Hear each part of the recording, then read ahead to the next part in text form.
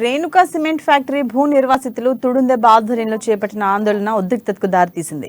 ఎడ్లబండపై నిరసన తెలిపేందుకు వచ్చిన ఆదివాసీ భూ నిర్వాసితులను పోలీసులు అడ్డుకోవడంతో ఇరు వర్గాల మధ్య స్వల్ప తోపులాట జరిగింది. దీంతో పోలీసులు ఆందోళనకారులను బలవంతంగా అరెస్ట్ చేసి అక్కడి నుండి తరలించారు. ఆదిలాబాద్ రూరల్ మండలంలోని రామాయి శివార్లో సర్వే నెంబర్ 29, 30, 31, 32లో ఆదివాసీలకు చెందిన 107 ఎకరాల భూమిని రేణుకా ఫ్యాక్టరీ కోసం సేకరించారని తుడుందెబ్బ జిల్లా అధ్యక్షుడు గెడం గణేష్ అన్నారు. ఆ సందర్భంలో భూ నిర్వాసితులకు ఇంటికో ఉద్యోగం ఇస్తామని, డబుల్ బెడ్రూమ్ కట్టిస్తామని ఒప్పందం జరిగిందన్నారు. కానీ ఇంతవరకు అది నెరవేరలేదన్నారు.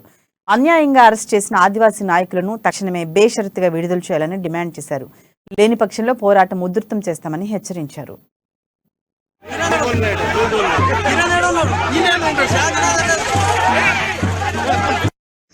రామాయి గ్రామ శివార్లో ఉన్నటువంటి సర్వే నంబరు 29, 30, 31, 32, 34 ఈ సర్వే నంబర్లు ఉన్నటువంటి భూములన్నీ కూడా ఆదివాసీలకు సంబంధించినటువంటి భూములు.